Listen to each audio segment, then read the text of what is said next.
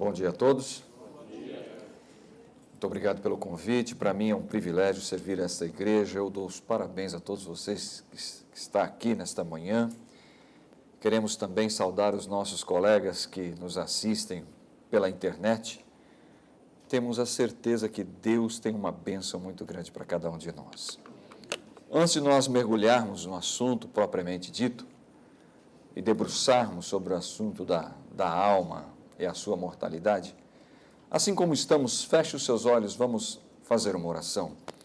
Senhor nosso Deus, nosso Pai, Criador de todas as coisas e mantenedor, rendemos a Ti toda a honra e toda a glória e suplicamos a Tua presença através do Seu Santo Espírito para que possamos entender coisas que o Senhor nos tem revelado nas Suas Sagradas Escrituras. Usa-nos, transforma-nos e que possamos ser, conforme a Tua vontade, um instrumento para a honra e glória do Teu reino. Suplicamos essas bênçãos em nome de Jesus. Amém. Vamos falar então da mortalidade da alma, uma perspectiva histórica e exegética. Vamos dar uma olhadinha como a história se relaciona com esse assunto e também como a Bíblia se relaciona com esse assunto, tá? Então nós vamos dar uma olhadinha nesses dois aspectos da questão da mortalidade da alma ou da imortalidade parcial da alma, né? São duas aproximações que nós podemos ter do mesmo assunto. Um dos aspectos que nós podemos considerar como ponto de partida são as diferenças no estilo de vida, né?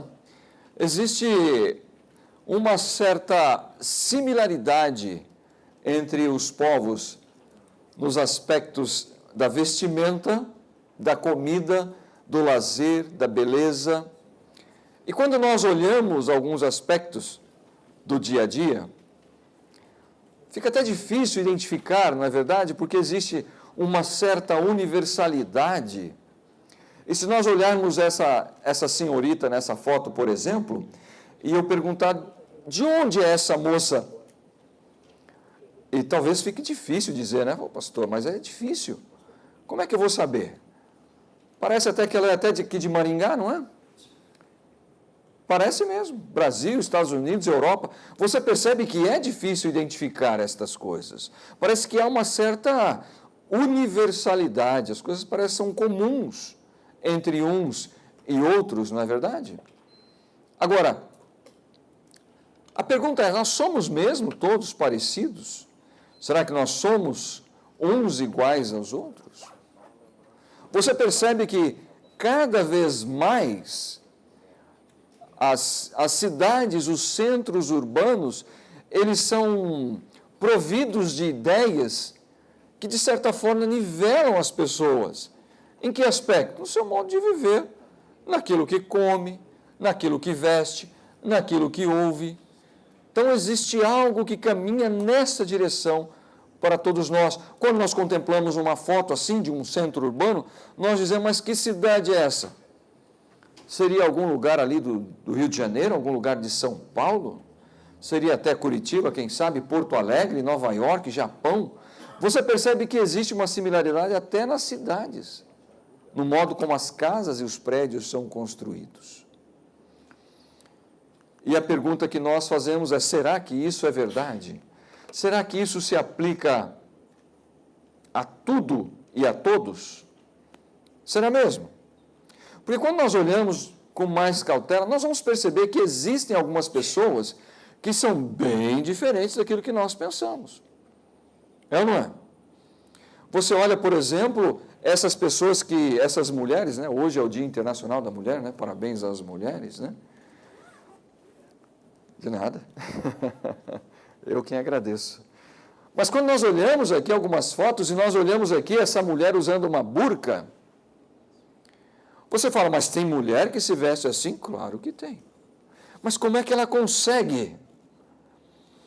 Você entende que existem pessoas que se vestem de maneira diferente, que comem de maneira diferente, que falam de maneira diferente e olha, são bem diferentes, não são?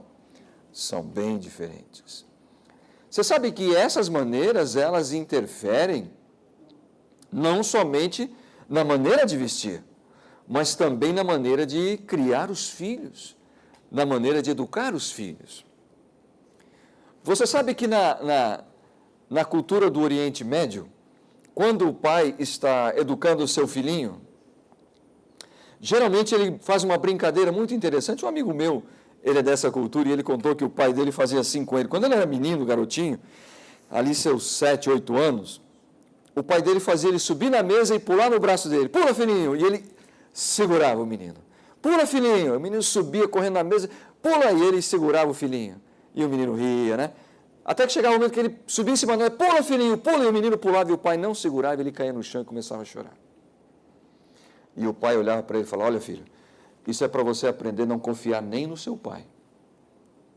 Aí você fala, nossa, pastor, mas isso é meio cruel, não é verdade? Mas para nós, mas para eles faz sentido. Porque a cabeça deles funciona de maneira diferente da nossa. Tá certo? Então fica claro que algumas pessoas pensam diferente. E por que essas pessoas pensam diferente? Agora nós vamos passar para a parte histórica, tá bom? Por que essas pessoas pensam diferente? Isso começou na Grécia. A Grécia, para nós, é um divisor do pensamento. Porque na Grécia, cerca de 700 anos antes de Cristo, algumas pessoas ficaram, digamos assim, insatisfeitas com as explicações que lhes eram dadas. Por que chove, né? Podemos perguntar, né? Por que chove? E alguém pode dar explicação aqui, talvez mais ilustrada, mais obuscada. Olha, chove por conta das pressões atmosféricas, variações de pressões, o movimento de rotação da Terra e a temperatura, a umidade do ar. Na verdade, temos todas essas explicações aí que os nossos professores de geografia poderiam nos dar.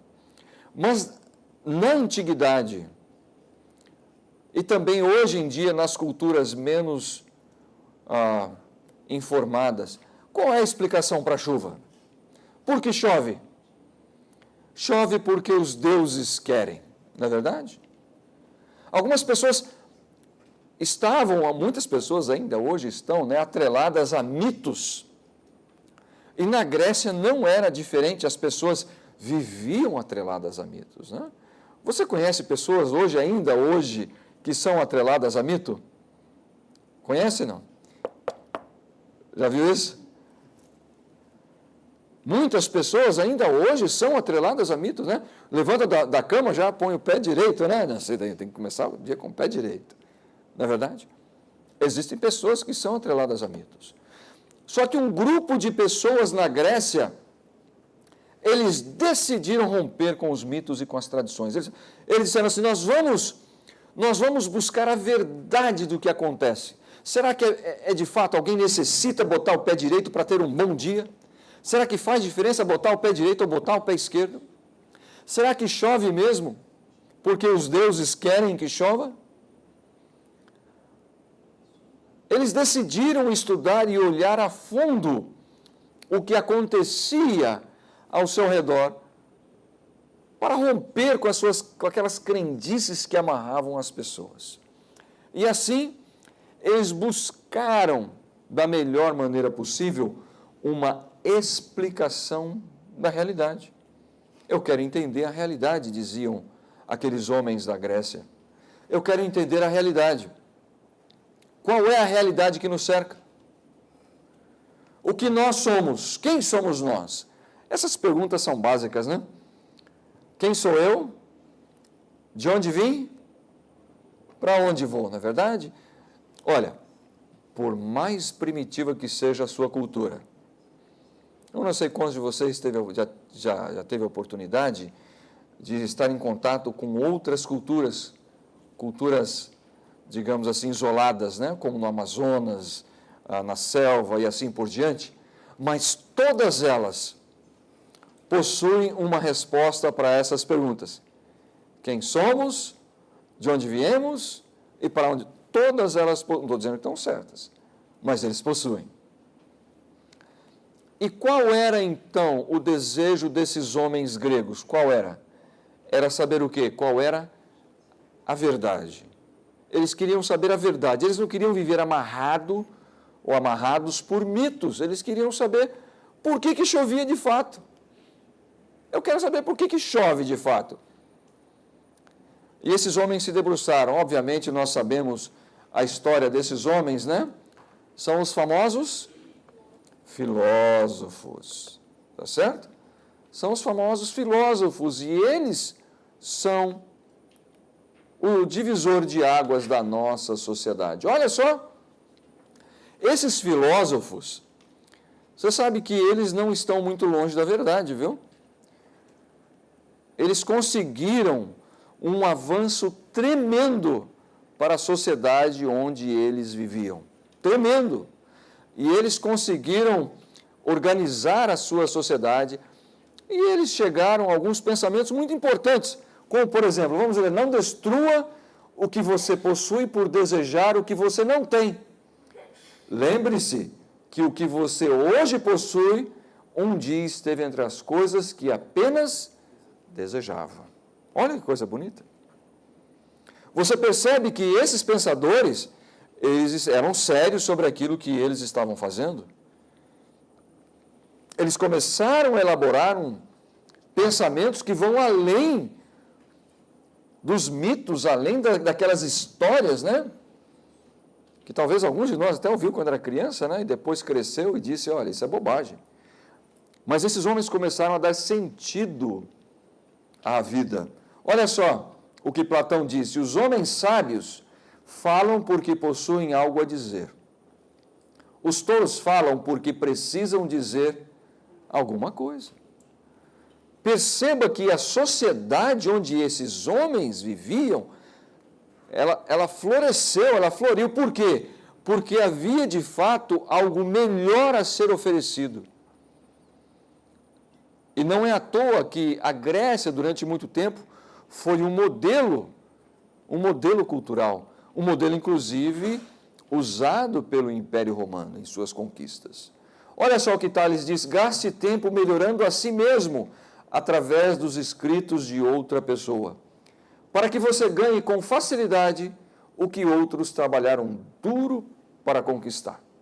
Você sabe que ele tem razão nisso aí. Você sabe que para preparar uma palestra dessa aqui eu gasto muitas horas. Você não sabe quanto tempo, quanta pesquisa, quanto estudo eu tive que ter para preparar isso aqui para você. E você, olha aí, no conforto, tranquilo, está se beneficiando disso, e Deus seja louvado por isso. Isso é um privilégio nosso. Gaste tempo melhorando a si mesmo, olha só, você investindo em si mesmo, no seu futuro, né? No seu crescimento pessoal e espiritual.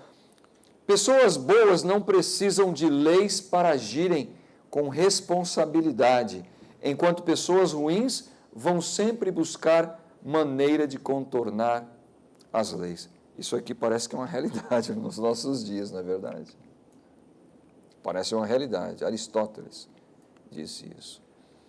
Olha só. Se nós tivéssemos que dizer nomes, os dois maiores nomes que influenciaram o cristianismo são Platão, com a ideia do psique. O que era o psique do Platão? O Platão viveu cerca de 400 anos antes de Cristo. O psique, de acordo com Platão, é a alma imortal. Olha só de onde vem a história. Está vendo por que é importante? A alma, ela vem dos filósofos gregos. Ela foi fundamentada por Platão. Por quê? Porque Platão dizia que tem que haver um outro mundo. Platão não se conformava que a realidade fosse só isso aqui. Platão diz, deve haver um outro mundo onde as coisas são perfeitas. Né? Existe um outro lugar onde as coisas são perfeitas e lá tudo é perfeito. E isso que nós somos, na verdade, é perfeito lá naquele mundo. Então, surgiu a ideia daquilo que nós chamamos de dualismo platônico, né? Já ouviu falar daquela frase, o amor platônico, né? O amor platônico é aquela coisa do amor perfeito, né? Aquele homem perfeito, aquela mulher perfeita, aquela mulher ideal, aquele homem ideal. Isso é platônico, o ideal, né? Está num mundo, no universo das coisas ideais. Tá? O que ele dizia? A alma é indivisível e de livre movimento, degenerada e eterna. Ela existe antes do corpo, o qual é habitado, ou ser habitado, do qual ela sobreviverá. Estar aprisionada em um corpo é uma punição pelos erros cometidos durante uma encarnação anterior. Nós estamos falando de Platão, hein? Nós não estamos falando do Espiritismo, nada disso. Nós estamos falando de Platão. Vê como o conceito ele é bem trabalhado? Você sabe que os filósofos eles evitavam até espirrar? Ele evitava espirrar? Você sabe por que eles evitavam espirrar? Porque eles achavam que quando você espirrava, você estava querendo libertar o quê? A sua alma. Tá certo? Essa é a realidade. O que uma pessoa aprende durante a vida são apenas lembrança da vida passada. Você vê? Existe algo a ser lembrado, existe um pré-conhecimento. Você percebe que essas coisas, elas são pensamentos puramente filosóficos de Platão. Agora, não para com Platão. Você acha que para com Platão, mas não para. Platão tem um grande pupilo. O maior pupilo, o melhor pupilo de Platão é um outro filósofo chamado Aristóteles. Tá certo? Ele é o principal pupilo de Platão. Ele refina e expande as teorias de seu mestre, inclusive o ensinamento da alma imortal. Com Aristóteles, a imortalidade da alma torna-se uma verdade universal e ganha muito mais projeção. Ou seja, Aristóteles ele trabalha um pouco mais a ideia, ele expõe um pouco mais, ele estrutura mais o pensamento. Então fica algo mais acessível para as pessoas. Olha o que ele fala. Devemos perguntar menos se a alma e o corpo são uma unidade e considerar mais se o carimbo e a figura impressa são uma unidade. Isso demonstra que o pensamento de Aristóteles, alma e corpo são entidades o quê? Distintas. Isso é claro.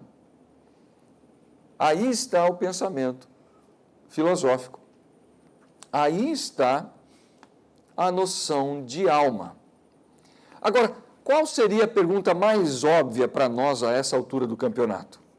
Se a maioria das igrejas cristãs hoje em dia acredita numa alma imortal, qual seria a pergunta óbvia que você faria? Como é que isso o quê? Entrou onde? Entrou na igreja. Como é que isso entrou no cristianismo? Seria a nossa pergunta, não é verdade? Então, historicamente, nós vamos passar a esse ponto agora. Olha só, quando isso entrou para a igreja? Não sei se você se lembra, mas quando nós olhamos as 7 igrejas, né, do Apocalipse, você vai perceber que nós comparamos aquelas 7 igrejas a 7 períodos, não é isso? O primeiro período nós chamamos da igreja apostólica, não é verdade?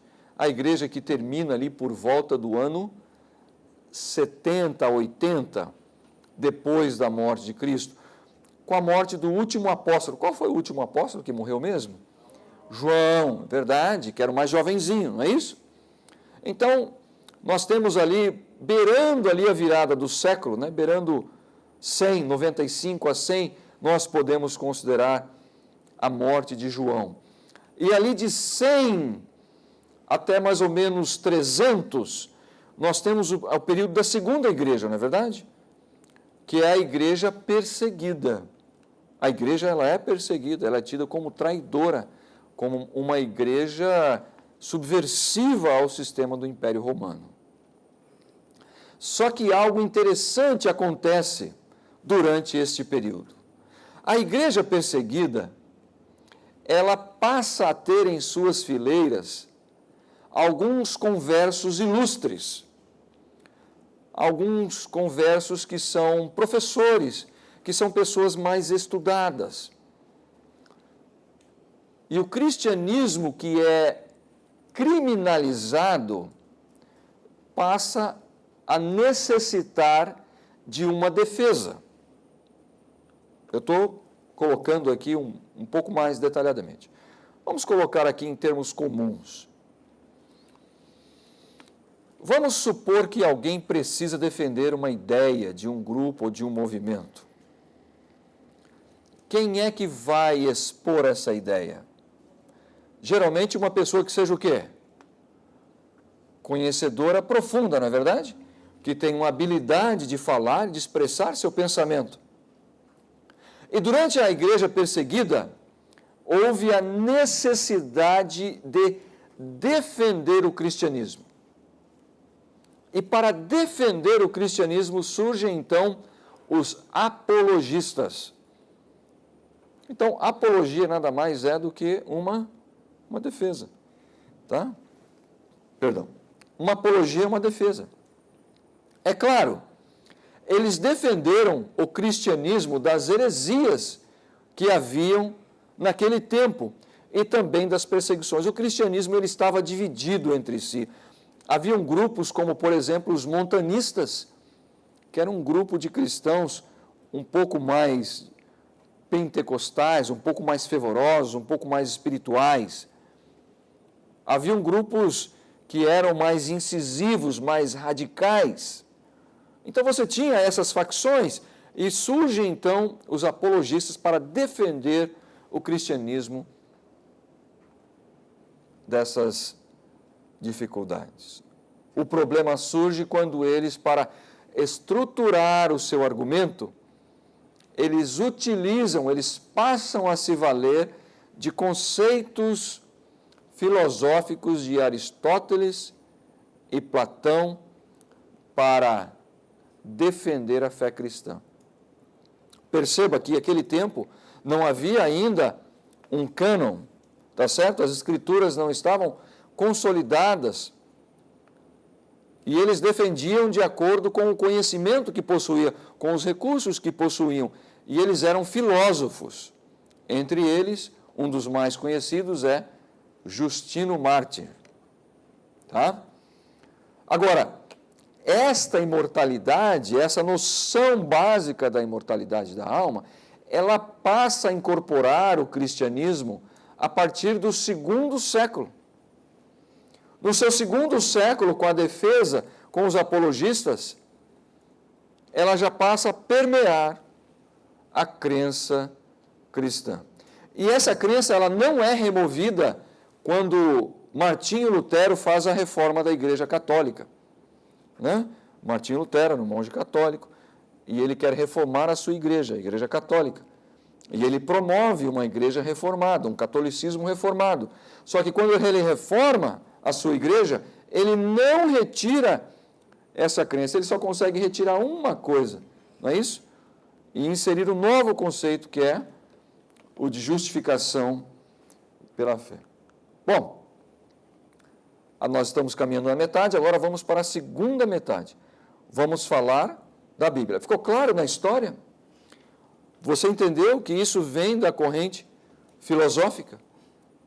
São os filósofos cristãos que começam a defender o cristianismo que inserem este conceito dentro do cristianismo. E a reforma não consegue remover isto. Agora, vamos falar da imortalidade ou da mortalidade da alma dentro do conceito bíblico, né? O tema imortalidade, o tema alma. Vamos lá. O termo imortal. Imortal é um adjetivo, obviamente, né? Classifica aquilo que antecede. E para nós significa algo que não se estraga ou não se corrompe. Tá certo? Algo que não se estraga ou não se corrompe. Por exemplo, você está igualzinho você estava ano passado? Sim ou não? Não. O tempo passou? Passou. Você mudou? Mudou, né? Se o tempo passou e você mudou, então você se transformou, e geralmente as transformações, geralmente, elas não vêm para melhor, não é verdade? Alguns crescem mais para cima, outros para os lados, outros crescem cabelo, outros perdem cabelo, não é verdade? O tempo passa, as coisas mudam. Deus muda? O tempo passa? Deus muda? Não. Então você já começa a ter um conceito diferenciado de alma, mortalidade e imortalidade. Você começa a ver que as coisas são um pouco diferentes. Olha aqui. Ali está faltando a fonte em grego, mas a palavra imortalidade, ela vem do radical aftartos, tá? E esse radical, ela aparece apenas 7 vezes, né? A palavra imortal vem dessa palavra, que é traduzido para imortalidade, imortal, e ela aparece 7 vezes no Novo Testamento. As 7 vezes estão listadas aí, tá? Romanos 1:23, e mudaram a glória do Deus incorruptível. Esse incorruptível é a mesma palavra que é traduzido para imortal. Incorruptível quer dizer que não sofre alteração negativa nenhuma. Em semelhança da imagem do homem corruptível, bem como a de aves, quadrúpedes e répteis. Olha ali, 1 Coríntios 9:25. E todo aquele que luta, de tudo se abstém. Eles o fazem para alcançar uma coroa corruptível. Nós, porém, uma incorruptível. Essa palavra incorruptível, nós podemos usá-la como radical de imortal. 1 Coríntios 15:52 é algo interessante. No momento, num abrir e fechar de olhos, ante a última trombeta, porque a trombeta soará e os mortos ressuscitarão como? Incorruptíveis. Ou seja, o tempo vai passar e eles não mais se alterarão. Tá certo? Agora ele vai dar um esclarecimento. E nós seremos transformados. Agora ele vai explicar um pouquinho mais o que ele quer dizer com esse incorruptível. Olha lá. Porque é necessário que este corpo corruptível se revista do quê? Da incorruptibilidade. E que o corpo mortal se revista do quê?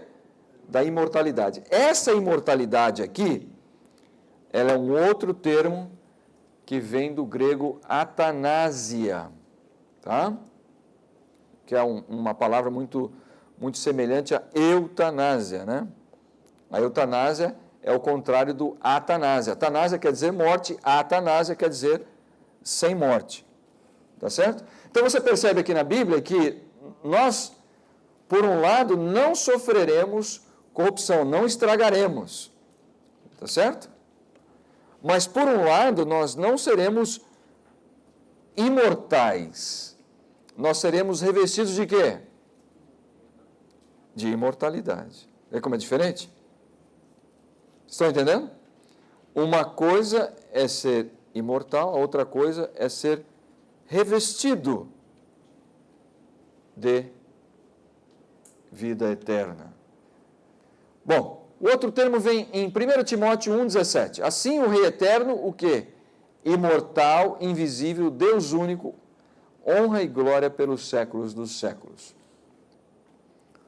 Também a 1 Pedro 1,4, para uma herança incorruptível, sem mácula, imarcessível, reservada nos céus para vós outros. 1 Pedro 1,23, pois fosse regenerados, não de semente corruptível, mas de incorruptível mediante a palavra de Deus, a qual vive e é permanente. Então, o que eu quero ilustrar aqui é que o termo que é usado para qualificar algo que não sofre alteração é este termo que aparece 7 vezes no Novo Testamento. Ou seja, aquilo que nós chamamos de imortal, que a Bíblia chama de imortal, é algo que não sofre o quê? Não se estraga, não é verdade? Tudo que você consegue olhar aqui ao seu redor, tudo vai se estragar um dia. Tudo que o nosso colega que está nos assistindo pela internet também pode ver ao seu redor, tudo vai se estragar um dia. E é isso que os filósofos, eles diziam que a alma não estava sujeito a esse tipo de alteração.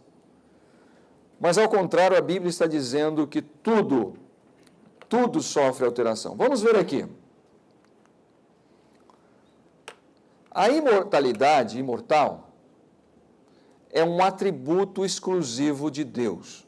Ou seja, existem algumas características que somente Deus possui. Você pode se lembrar de uma característica que somente Deus possui? Onipresença. Né? Se alguém é onipresente, esta pessoa é Deus. Cristo é onipresente? Cristo é onipresente. O Pai é onipresente? O Pai é onipresente. E o Espírito Santo? O Espírito Santo também é onipresente. Onipresente quer dizer estar em vários lugares ao mesmo tempo. Cristo está conosco aqui? Sim ou não? Nós cremos que Cristo está conosco aqui, neste momento. Mas nós sabemos que Cristo, neste momento, está vivo, não está? E a palavra de Deus diz que Cristo, nesse momento vivo, está onde? Ministrando no santuário celestial, não é verdade? Nós cremos que a partir de 22 de outubro de 1844, Jesus Cristo, como sumo sacerdote, adentrou o compartimento santíssimo e está fazendo a investigação. Não é isso? Mas, ao mesmo tempo, nós cremos que Ele está aqui conosco. Não parece um paradoxo? Como é que nós cremos que Ele está aqui conosco hoje? Por quê? Através de quem? Através do Espírito Santo. Então, nós entendemos que algumas características definem a pessoa de Deus. Não? Vamos lá, então.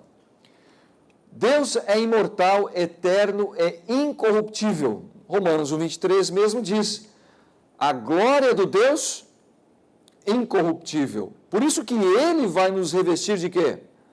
De incorruptibilidade, porque Ele é incorruptível. Você quer ver um outro aspecto interessante? A vida. Quem é que possui vida? Deus possui vida. Você fala assim, mas pastor, eu não possuo vida não?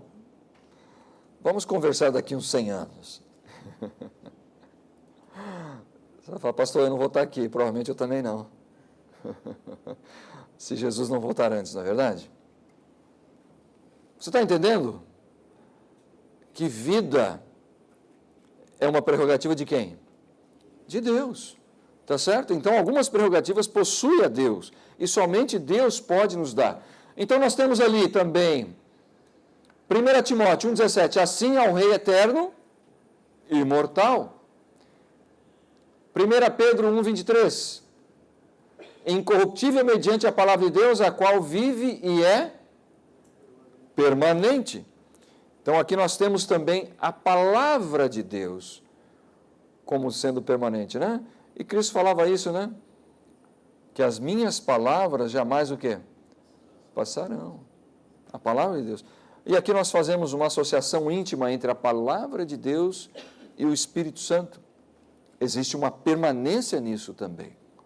Tá? Agora, algo mais interessante, os ressurretos não serão imortais. Opa, mas pastor, como é que é isso? Eu acabei de falar, né? Nós seremos o quê?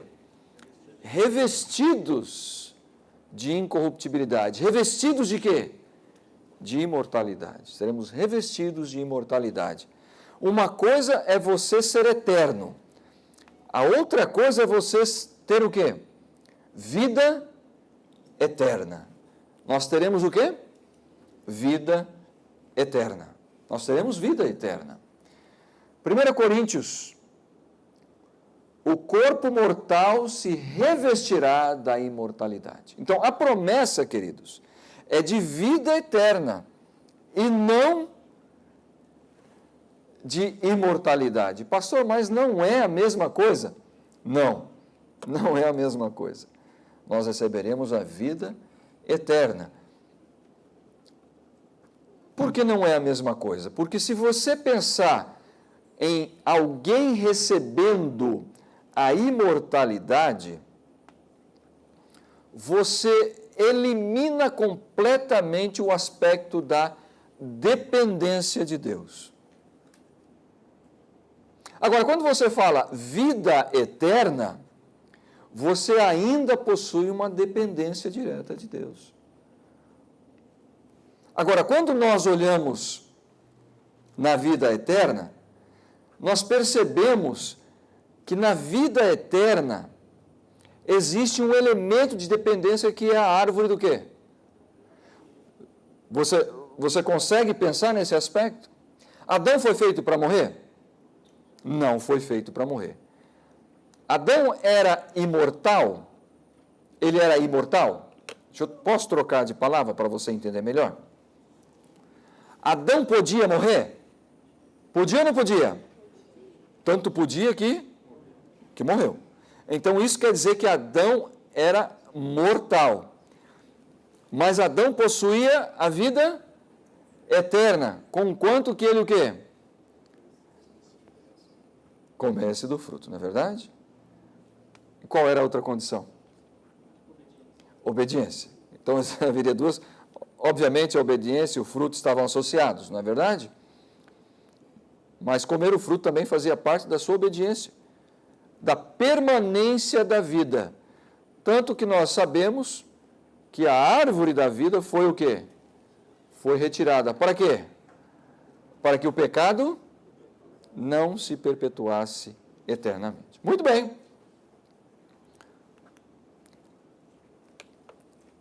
Eu voltei aqui.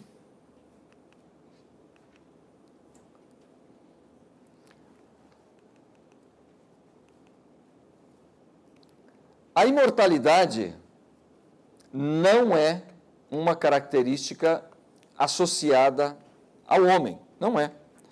Há um texto bíblico que deixa isso bem claro. Quando nós olhamos a Romanos 2:7, nós vemos que para tudo que se faz existe uma recompensa.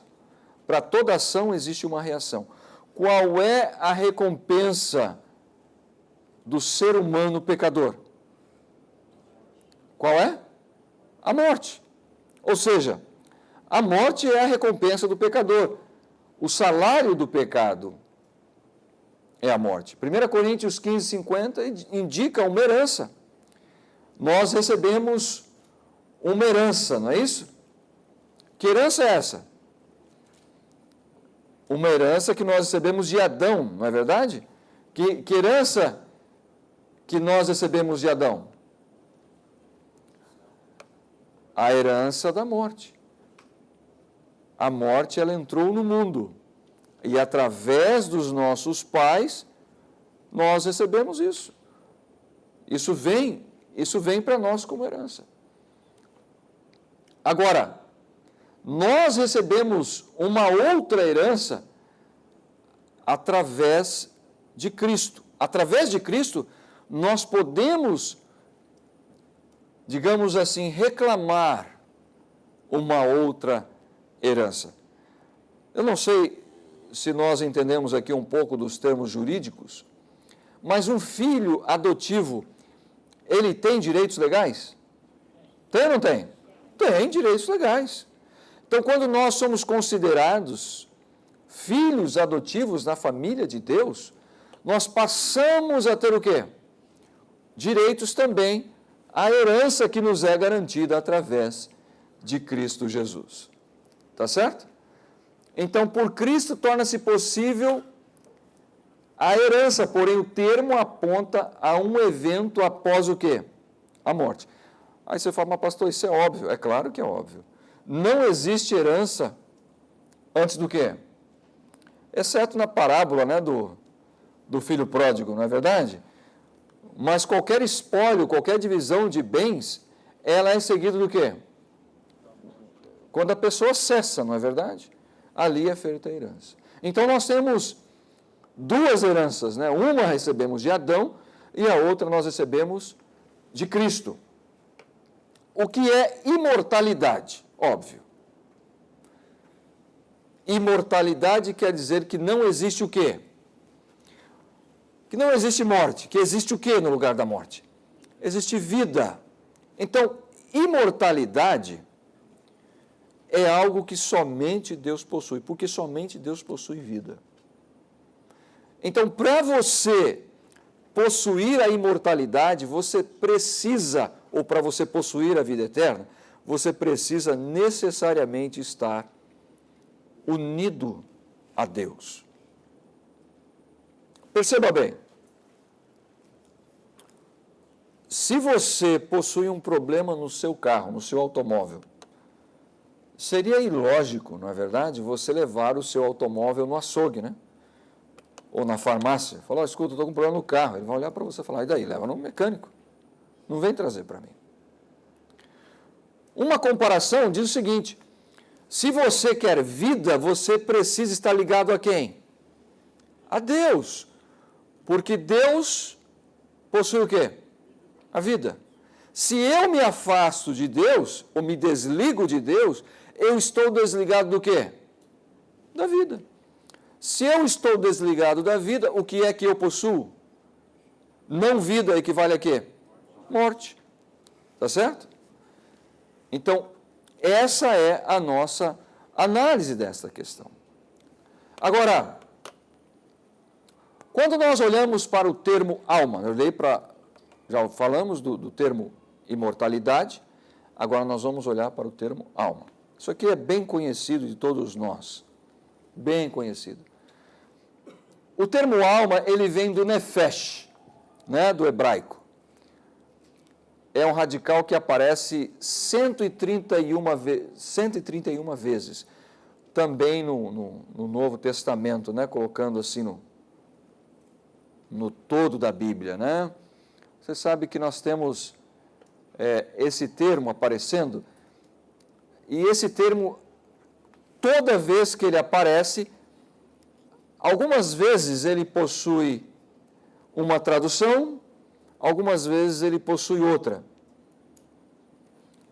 Deixa eu fazer uma colocação aqui para você. Quando você fala o nome do seu filho 131 vezes, e ele entende que o nome dele é aquele, você precisa repetir o sobrenome toda vez? Não. Algumas vezes nem o nome você diz, né? Você diz talvez um apelido carinhoso que você talvez tenha, não é verdade? Ou algo que você se refira a essa pessoa. Por quê? Porque a ideia já está clara para a pessoa e para você. Então não há necessidade, não há uma dificuldade em se entender daquilo que você está falando. Assim nós vamos ver que também é o termo. Olha aqui, em Gênesis 1:20. Não sei se você tem a sua Bíblia aí. Você pode até dar uma olhada. E disse Deus, produzam as águas abundantemente, répteis de quê? De alma vivente, e voem as aves sobre a face da expansão do céu. Como é que está na sua Bíblia? Dá uma olhadinha. Répteis o quê? Seres viventes, não é isso? Não está alma, na sua Bíblia está seres? Alguém tem alguém tem a Bíblia que tem alma? A sua tem alma? Não tem alma? Essa aí é a Almeida Corrigida e Fiel, tá? Na Almeida Corrigida e Fiel, a tradução está como répteis de alma vivente. Agora a pergunta é, quer dizer que réptil também tem alma? Você está entendendo a tradução, o que causa? Eu não sei como é que está a sua aí, mas a Almeida Corrigida e Fiel está assim. Na Almeida Revisada e Atualizada, está assim, ó. E disse também Deus, povoem-se as águas de enxames de seres viventes. Olha só a tradução. Essa aí você consegue reconhecer? É uma outra tradução. Vamos para Almeida Corrigida e Fiel em Êxodo 1:5. Todas as almas, pois que procederam dos lombos de Jacó, foram 70 almas. José, porém, estava onde? Ué? Quer dizer que José era uma alma? Ele não falou assim, a alma de José estava no Egito. Você está entendendo aqui? Você entende o conceito? Como é que ele se desdobra aqui? O que a palavra alma quer dizer de fato aqui? Você percebe que ela tanto aparece para ser, não é isso? Pessoa, um ser. Você vê que se aplica também aos répteis, não é verdade? Répteis são seres? São ou não são? São. O que seria um ser? Aí nós vamos um pouquinho mais além, né? Quando é que o homem passou a ser um ser? Quando? Quando? Quando ele recebeu o quê? O fôlego da vida. Tem vida, tem corpo, é o quê? É uma vivente, é um ser, não é verdade? O animal tem vida? Tem ou não tem? Tem. Tem corpo? Tem. Então é um ser vivente. Ponto final. Simples assim. Olha aqui, como ficou Êxodo 1:5 na Almeida Revisada e Atualizada. Todas as pessoas, pois, descenderam de Jacó foram 70. 70 o quê? 70 pessoas. José que era uma pessoa, porém estava onde? No Egito. Tá bom? Você vê como é que é o contexto? Agora, Jeremias 52:29. No ano 18º de Nabucodonosor, ele levou cativas de Jerusalém 832 pessoas. Olha aqui. Aqui, Almeida Corrigida e Fiel, neste caso, usa a mesma palavra. Ao invés de usar almas, ele usa o quê? Pessoas. Eles usam o termo, a tradução usa o termo comutavelmente. Às vezes usa um, às vezes usa outro. Muitas vezes o seu pastor, ele ao dar os relatórios, ele fala assim, olha, nós batizamos aí 50 almas. Né? Não se fala isso comumente? O que você entende? Puxa, 50 almas, será que as pessoas foram batizadas também? Será que nós estamos fazendo o batismo da alma somente aqui? Está mudando a coisa? Não, nós estamos falando o quê? De quê? De pessoas. Nós estamos falando de pessoas. Né? 50 pessoas, 70 pessoas. Né? Então, esse contexto que nós utilizamos refere-se exclusivamente a pessoas. Agora, caminhando para a conclusão, a criação depende exclusivamente de quem? De quem? De Deus. Está certo? Isso nós temos claro. A criação depende do Criador. Olha o que diz Ezequiel 18:4. Eis que todas as almas são minhas. Como o é a alma do Pai, assim também é o quê? A alma do Filho é minha. A alma que pecar, essa morrerá. Agora, quando você tira a palavra alma e coloca a palavra pessoa, você entende o que o texto quer dizer. O texto está dizendo, eis que todas as pessoas são minhas. Como é a pessoa do Pai, também é a pessoa do Filho. É minha. A pessoa que pecar, essa morrerá. É esse o contexto que a Bíblia está falando. Em Ezequiel 18:20, a mesma situação. A alma que pecar, essa morrerá. O filho não levará a iniquidade do pai, nem o pai levará o quê? A iniquidade do filho. Cada um vai ser responsável por si mesmo, tá bom? Isaías 53, 12. Por isso lhe darei a parte de muitos, e com os poderosos repartirá ele o despojo. Porquanto derramou o quê? A sua alma na morte. E foi contado com os transgressores, mas ele levou sobre si o pecado de muitos, e nós conhecemos muito bem, intercedeu pelos transgressores. Ou seja, nós temos que entender que o conceito de pessoa é um agregado entre vida e corpo. É uma pessoa. Agora, é como a cadeira, né? A cadeira que você está sentado. É um agregado, não é? É ou não é? Sim.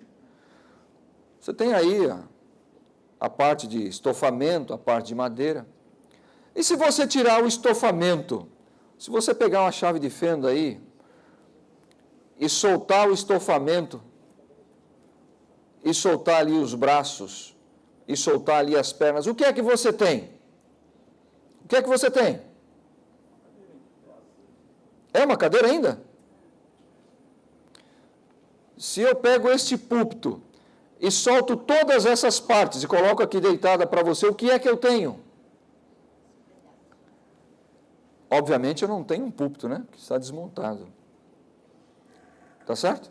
Então aqui nós temos essa noção de que alma, ela é uma composição de vida e de corpo. Tá certo? Agora, concluindo, esta dependência que existe, ela existirá não somente aqui, mas por toda o quê? Toda a eternidade. É isso que diz Apocalipse 22, 22. Lá no céu, na Nova Jerusalém, no meio da sua praça,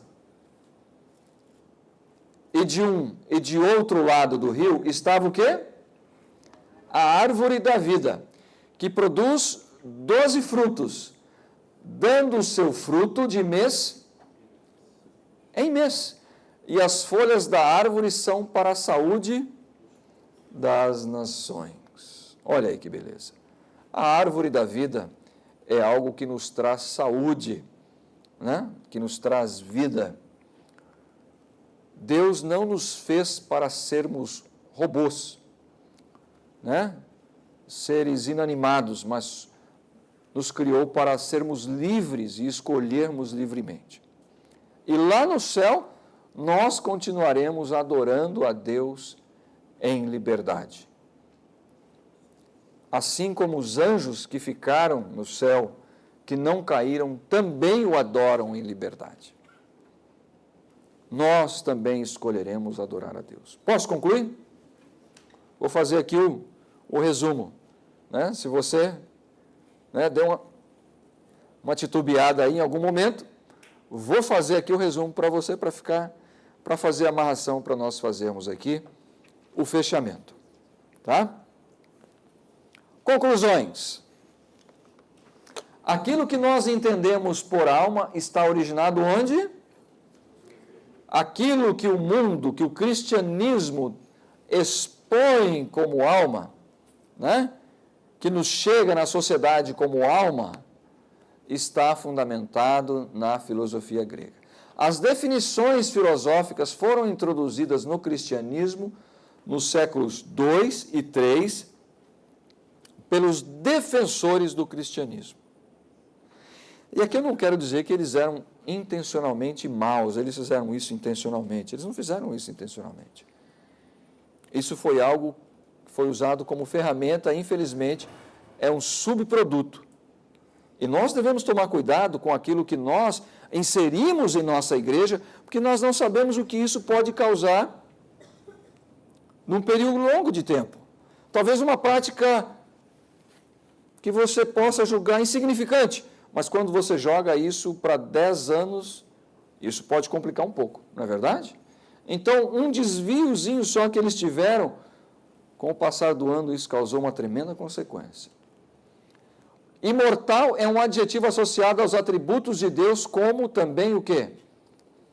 A vida e a eternidade. Imortalidade é um substantivo que não é nato ao ser humano. O ser humano não nasce com imortalidade, não é do ser humano.